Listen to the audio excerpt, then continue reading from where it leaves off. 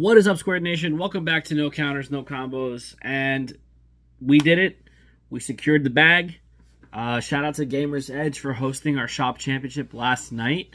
I was able to get my invite to Nats this year by going undefeated. I'm actually really happy with the outcome. I'm really happy with how everything went. This is going to be a little bit of a longer video because I'm going to go slightly more in-depth than I normally do. And as you can see by the thumbnail, you already know what deck it is that we're playing. I do apologize for the constant uploads of this deck, but it's just the one thing I've been practicing and focusing on for a while. So after today, I'm definitely gonna retire it. You probably won't see it for a while, especially since the invite was secured. But just real quick, a shout out to Gamers Edge, like I mentioned before. Our local in northeastern Pennsylvania. We're on Main Street in Stroudsburg, so if you're in the tri-state area and you're looking for a good Digimon local, feel free to stop by. Sundays at 7 p.m. The crowd's really good. We had about 18 players last night for Shop Championship. We played best of threes. No side deck, no mulligan, none of that. Just really good, wholesome Digimon action. If you want, you can also check out the live stream I did post on the channel earlier as far as yesterday is concerned. Also, shout out to my finals opponent, Dan. It was a really tough, it was a tough go around. But he's a great player, classy guy. We were kind of talking a lot of nonsense back and forth to each other the previous week before the shop championship, so I'm glad I was able to back it up. But again, I just want to, say thanks for everything. And as far as my matchups are concerned, I did go undefeated. Round one, I played against Security Control. Shout out to Douglas. First time I was playing against Security Control. First time I was actually playing against Douglas himself also. Really interesting deck. It was tough to pilot around. Kind of had to make some in-game adjustments. Death Xmon is kind of disgusting.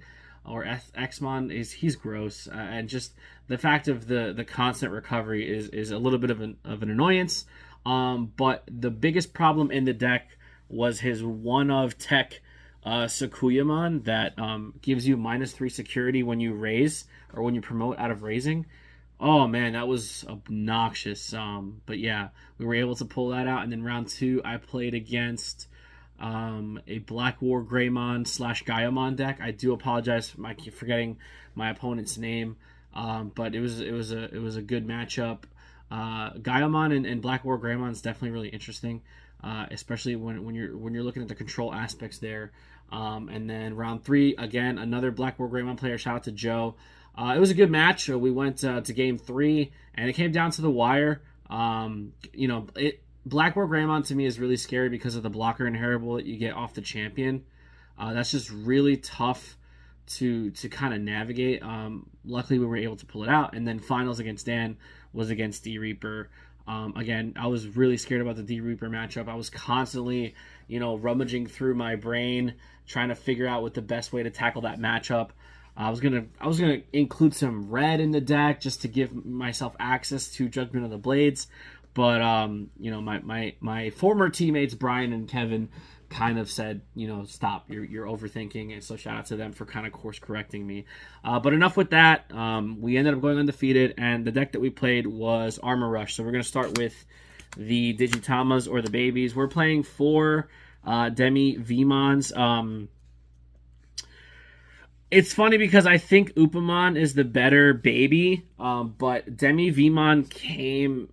He came up a lot. Like, his drawing off of jamming came up a lot just because of how I played the deck, like the routes that I took. I think Upamon in this meta is a little bit better because a lot of players are playing, searchers. But also you do have to be careful with like the OTK decks like that are just going to build up and raising and not promote till they're ready to kill you. You're never going to get an Upamon trigger. So I decided to go with the Demi Vs. 4 eggs is enough. If you're playing more than 4, you're probably not winning that game. If you get to your 5th egg, you're probably losing because this deck kind of wants to steamroll as quickly as possible. But I really do think that there's an argument that, in my opinion, I think moving forward, the way the deck wants to be played, I think Demi V is the better egg in my opinion. So I guess just roast me in the comments down below and let me know. So as far as our rookie count, we're playing a very hefty rookie count. I juggled between so many different ratios here, but 16 was the number that I came down to, and I think people are gonna call me crazy for that, but I think I got locked out of a rookie one time, and I ended up losing that game. So obviously, you want to make sure that you get to your rookies, and we'll go over them specifically. But we're playing 4 of the BT-08 VMons. Basically, he looks at top 4 for a 2-color blue card, and this is really, really important in this meta because it not only adds like your pieces that you need, but it can add your tamer and it can add Megadeth. And Megadeth right now is such a blowout option, especially because it's only a 5-cost option, and it can essentially save you. Like, it saves you. Megadeth is it's so good right now. This digging 4 is kind of rough because if you whiff, you're bottom decking 4 cards that you could have potentially used, but that didn't really happen to me too often. I usually hit off of this guy because there are a lot of targets to search for. I do apologize for the glare, but yeah, he's just really, really good as an opener. And we're also playing 4. Yes, we're playing 4 of the starter deck VMons. Now, originally I had him at 2 because I thought 8 searchers was way too much, but I did notice that. How do I explain this? It's not so much the searchability that makes him good, because obviously he can hit VMons. The only difference between him and him is he can't hit VMons. He can only hit your multicolor cards. He can hit VMons, which is nice to dig for another rookie if you want to, digivolve up after you hatch. But what I noticed in this deck is you want to be able to put, presence on the board as well as build your stack in raising. Now, this Armor Rush is a lot different from the other meta decks that we're playing right now because they want to just build up in raising and then promote for the OTK.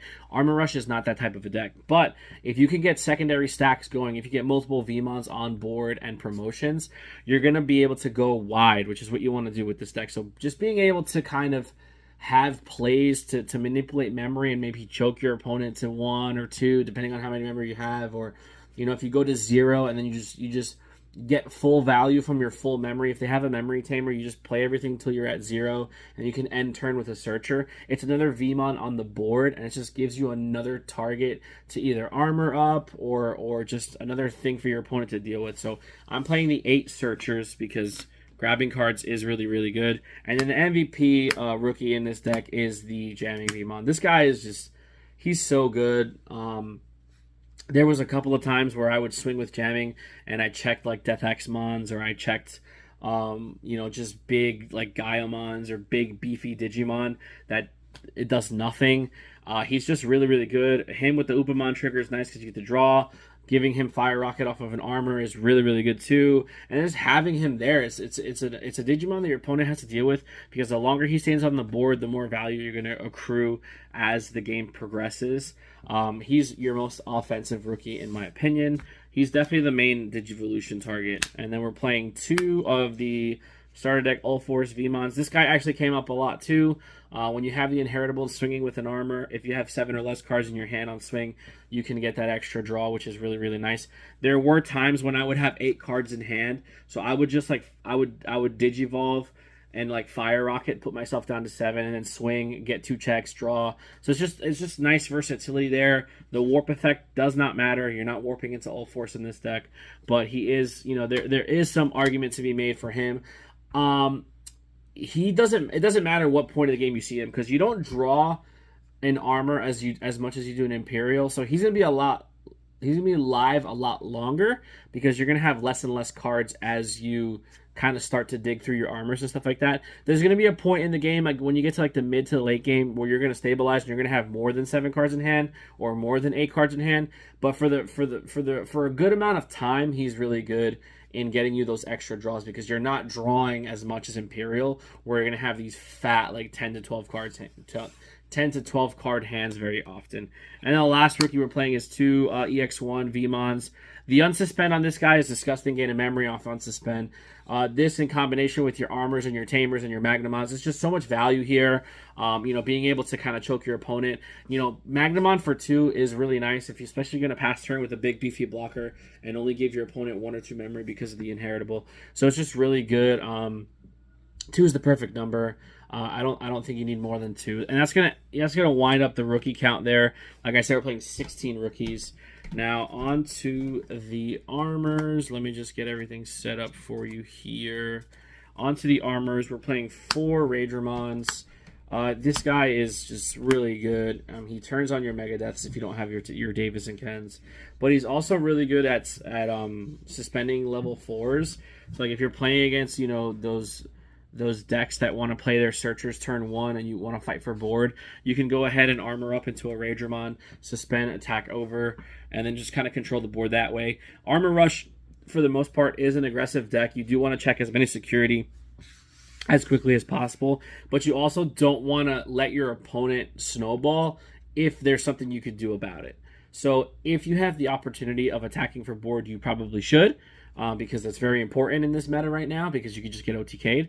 So the fact that he can kind of suspend rookies and champions and stuff like that and just kind of swing over them if you have enough DP is really, really nice. Obviously, it's also nice to crash. You can go ahead and suspend a 5k champion, crash, armor purge, and then you have another Vmon that you can do stuff with if you want to do it that way. But being a Megadeth target and getting your triggers off of Davis Ken for the multicolor is super nice. My round 1 against security control, I had I think 2 or 3 Davis Kens established, so Raidramon was getting me 4 memory every turn on promotion, and it was really, really good. So we're playing 4 of him. We're playing 4 Flamedramon. I've seen a lot of lists cut Flamedramon to 1, and it's kind of a head scratcher to me. You're playing an armor rush deck. You want to see as many of your armors as possible. I don't know where the conversation was had that this is your worst armor, because he's not. That 3k DP on swing is really nice because it gets transferred through to your rookies and to your, for example, if you swing 8k and you get cracked in security and you die, that DP boost passes over to the Vmon underneath. And then if you go ahead and Digivolve into another armor and you can unsuspend with your Tamer, or if you Digimon into a Magnamon, you can unsuspend with Magnamon's effect, and if you have enough, you can just attack. So you're talking about a 10k attacking Magnamon, not to mention whatever bonuses he got from armors and trash. So I don't know where this became the worst armor. I know exactly which one is the worst armor, and we'll get into it. For Flamedramon, I mean, he's your best attacker. He's not going to die a lot in security, which sucks, but it's another thing for your opponent to deal with. If they have to crack him, you can purge. But I play 4 Flamedramon. He is my favorite armor, to be honest. And then we're playing the best card in the entire deck. We're playing 4 Magnamons. This card is just disgusting. The way the meta is right now, your opponents are giving you a lot of memory, especially if they're going to resolve Death X. And just the ability of just kind of continuing your turns. The unsuspend trigger on Digivolution is disgusting. He's such a good card. I mean, a 7k blocker that gains 2000 DP for each armor in the trash, and that stays onto the start of your next turn is really nice. Unsuspend on Digivolve, it just does a lot. Yeah, he's a little more expensive because he's Digivolving over Vmon for 3. But if with a Memory Tamer out or a Davis Ken, you have enough memory to just kind of do that. So playing him for 3 is really not that bad. And if you have the Classic Collection Vmon, he's a 2 cost with the Inheritable to unsuspend and gain a memory. It's just a really good card. I can't say enough. This is definitely the MVP of the deck as far as monsters are concerned.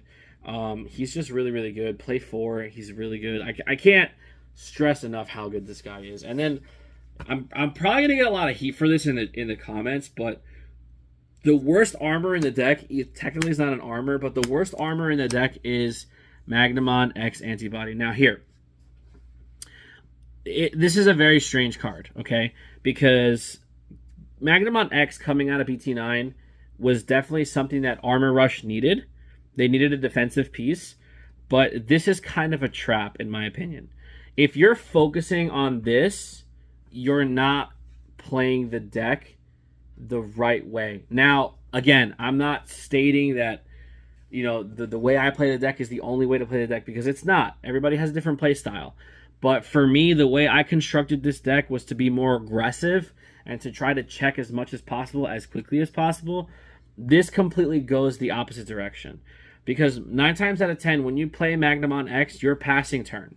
You're not playing him and using him. It's very rare that you're going to use him as like your main play, especially because he digivolves over a Magnamon for 4. So that's a lot of memory in Armor Rush. You know, your plays are very efficient. You know, you're talking 2 to 3 memory plays at most. For this guy to be a 4-drop or a 4 memory play is a lot. So you're passing turn on him a lot. Now, what I will say is if that's how you're using it, if you're using Magnamon X to just kind of end turn and give your opponent, you know, whatever, you know, 3 or 4 memory, that's totally fine because it's something that they have to deal with. So defensively, he's really, really good. But if you're trying to use this guy offensively and you're trying to like just get, you know, huge numbers with him, it's not the wave. With that being said, I still would play 4. I wouldn't cut him down to 3 or anything like that because you when you need him, you want to see him. He is searchable and all that other stuff. He does give you an 11k Digimon in security, so it's kind of like it's a very weird situation with Magna X. He's definitely the worst X antibody card because he doesn't, you know, there's no synergy with like Cool Boy or the X antibody option. You know, he's definitely the worst one. But in this deck, he serves a purpose, and his purpose is essentially like your turn ender, and then it's basically like, okay, I did what I had to do. Now I'm gonna give you this body that you have to deal with. So if your opponent is gonna attack, then obviously you do all those shenanigans to recover. But for the most part, like his benefit was for me creating the biggest stack I could possibly make and passing turn. Like Death Xmon deals with him because it's de-digivolve and then delete. So if you have him out, Death X is going to come out, de-digivolve him, and then delete. So if you have a Magnamon underneath, you can Armor Purge the Magnamon, and then you have your Vmon for your next turn. So it's kind of like weird. It's very situational, but you want to build your stack with Magnamon X as big as you can, so it's more that your opponent has to deal with. Especially if you unsuspend him. So like if you digivolve past turn, unsuspend, and then you have your tamer to unsuspend him with, it's now giving them an active X antibody Magnamon they have to deal with, and then when you get deleted, you have your Magnamon unsuspended for the blocking ability. So this is probably the worst armor in the deck, but it's definitely needed in my opinion. So you have to play 4. You might be able to get away with playing 3, but I wouldn't. So that's just how I see it. Good card, but it's a little bit of a trap in my opinion. That's it for the armors. The last Digimon in the deck is Lobo for game. This came up once or twice in the entire tournament. I Loboed against SecCon round 1, and then I Loboed in the finals. Game 1 of the finals, I Loboed for game. Really good card. I wish I could play 2. I just don't have enough space, and I really wouldn't cut anything, in my opinion. You know, like seeing what I have here, I wouldn't cut anything or make any adjustments. Lobo for game is really good. You know, it just is what it is. 1 hybrid, 2 hybrids for game is just where you need it. Onto the Tamers. We're playing 2 TKs. If I wasn't poor, this would be Davis, but I'm not spending $20 on Davis. Honestly, like my memory Tamers rarely came up. 4 memory for a Tamer, where your opponent is just going to naturally give you memory on when they make their plays and just all your stuff being super efficient. It might be a little bit of a redundant play. I always prioritize Davis Ken over TK. It's just the better Tamer in my opinion. But this came up a couple of times, just memory setting to 3. 3 memory in Armor Rush is a lot to do it, is a lot of memory that you have at your disposal, so it's nice, but I wouldn't prioritize your memory Tamer in Armor Rush over a Davis Ken. And then checking these out of security is also really nice. Like I said, if you have Davis, play Davis, but if you don't, play TK. And then onto the best Tamer, and this card is just... This card is just disgusting. Like, this does so much. Like, if all this did was turn on your Megadeths, it would be fine. But the fact that you can digivolve a multicolor and then suspend to unsuspend is kind of disgusting. Because it allows you to just continue with your plays. Like if your armors like get purged and you have your Vmons and you have enough memory to go into another armor, suspend to unsuspend and have another swing is disgusting. Like if you go ahead and you promote a Ragermon and you get the 2 memory off of it, which is another thing, is huge too. Like stacking multiples of these is disgusting because you're just gonna gain so much memory and it's just so much that you could do. But being able to promote Ragermon, start of main, get the effect. You give your Ragermon a Fire Rocket, he checks. His first check deletes him, and then his second check is fine because you have your jamming Vmon underneath. And you go ahead into like another armor, unsuspend. That security check +1 carries over. So now you're checking 4. It's just crazy. Like this with Magnamon unsuspend or unsuspending Magna X is gross. Unsuspending Flamedramon is disgusting. Like it's just so good. This tamer is so good. If you're not playing 4, I don't know. You have to play 4. Onto the options. We're playing 3 Fire Rockets. This card's really good. I wish I saw it a little more. I didn't really play it too much. But it is a really good card. Security check +1 on your armors. It's nice. Only 1 memory. Now I know in my previous profile I was playing the plug-in option. I was wrong about that card, so just completely disregard. 2 memory is a lot more than 1 memory. Even though plug-in does have interesting applications, it's not something that you want to waste because most of the time you're gonna get 3 memory on your turn, and an armor Digivolution is 2 and Fire Rocket's 1, so that's your 3 memory right there without passing turn.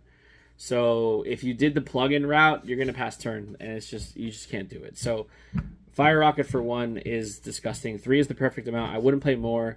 If you see it, great. If not, don't worry about it. I mean, it is what it is. You're trying to go wide. You're trying to go as aggro as possible, so you're going to be able to check multiple times anyway. And the unsuspending and tagging out of armors is what's going to get the job done at the end of the day anyway. 3 Fire Rockets is fine.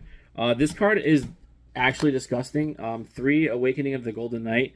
Being able to Digivolve one of your armors into a Magna or Magna X for 3 cost is disgusting. Magnamon costs 3 regardless on a Vmon anyway, but Magna X costing 4, getting him out for 3 is really, really nice. But if you Golden Knight into a Magnamon and unsuspend it and you can still continue your play, this card's just really good. I didn't check it in security at all. It has a really good security effect. Basically, you add this to hand and a Magnamon from your trash to hand, which is really nice. But the best thing about this card is if you can go into a Magnamon on an armor, you're getting 2 purges. So you can block with your Magnamon, purge, and then you have your other armor underneath there. So it's even more swings they have to get rid of. They have to put into to get rid of your board.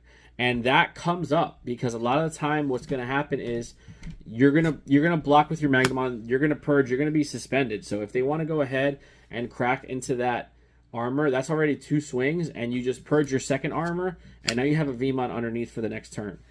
You just want your Vmons to survive. That's basically what you want.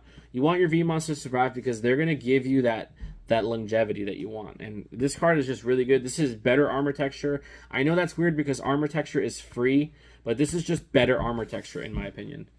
And then we're playing 2 Blue Memory Boost. This card is great. Like, Blue Memory Boost is so good. Being able to just look at top 4 for basically, like, you want to add anything, but if you can reveal a Lobomon off of this, it's so good because now you have your hybrid and it's just there. Like, you have it. There's no way you're going to lose it, and it's in your hand. The delay effect on this card is so good. This acted as, like, essentially almost a memory tamer for me all tournament. Like, I would prioritize Memory Boost over TK because it was one less memory to play it, and it was getting me a card. And checking this out of security is just disgusting. I mean, you could make the argument to play more, but for consistency reasons, I only wanted to play 2 because I am playing the 16 rookies. But theoretically, if you wanted to cut the rookie cut down to 14, you could, I guess, technically play 2 more of this. I think 2 is fine. I never felt like I wanted it more, but this card is really, really good. Like, Memory Boost is gross. And then The best card in the deck is Megadeth. And this card is... There's so much I want to say about this card because it's so... I don't know if overtuned is the right word to use. Like, it's so essential. It's definitely essential because it removes your opponent's stacks, which is where the format is right now. Whether they check it in security or you just hard drop it for 5, it's fine because they have to rebuild their stack. And the only deck that's really efficient at rebuilding their stacks are Alphamon, and I didn't play any Alphamons this weekend.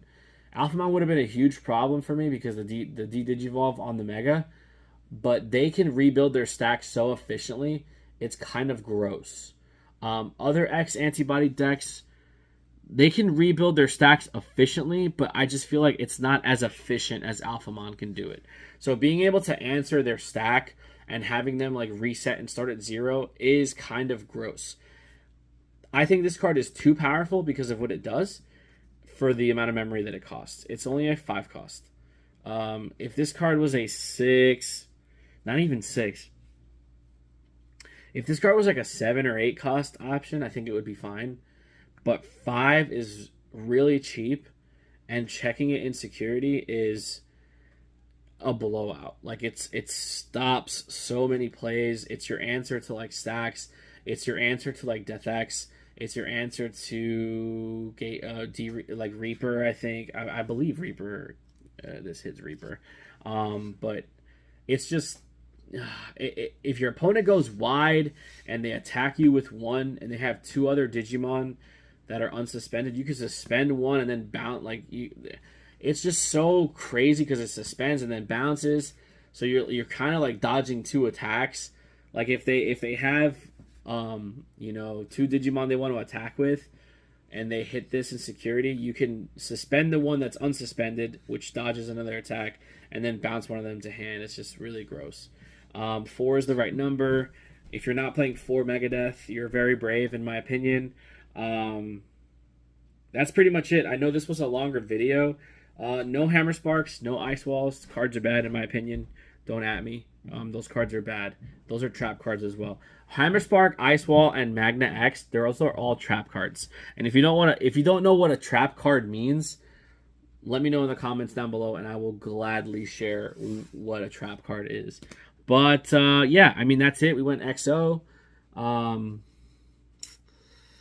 Undefeated. We got the Nat invite. Again, shout out to Gamer's Edge. Shout out to the Digi Dudes, the play group that we have there. It was a lot of fun.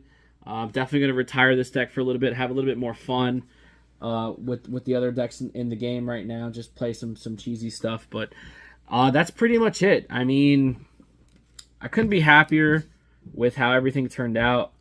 And I'm excited to see, what comes next. I'm excited to see if Armor ever gets any future support. I think it would be really interesting.